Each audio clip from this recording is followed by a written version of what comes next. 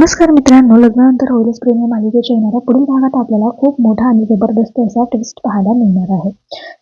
जीवा आता नंदिनीचं मन जिंकण्यासाठी खूप आशेने तिच्या घरी आलेला असतो. पण मात्र आता नंदिनीचे वडील जे असते ते खूप जीवावर रागवलेले असतात आणि त्याला तिथून हकलून देण्याचा प्रयत्न करतात. जीवा नंदिनीचा हात घट्ट पकडत म्हणतो की मी तिला सोडून कुठेही जाणार नाही.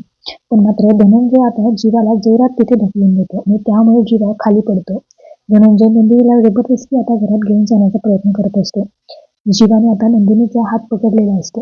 पण तो तिला कुठेही जाऊ न देण्याचा प्रयत्न करत असतो. पण मात्र जीवा अपयशी ठरतो. दुसरीकडे आता काव्याने जे आहे ते देशमुखांच्या घरात एंट्री घेतलेली असते आणि ती आता पार्थला म्हणते की जर तुम्हाला मिळवणं ही एक रेस असेल ना तर मी माझ्या शेवटच्या श्वासापर्यंत या रेसमध्ये पळत राहील. तर रम्या तिथे येते आणि ती आता पार्थचे कान धरण्याचा प्रयत्न करू लागते.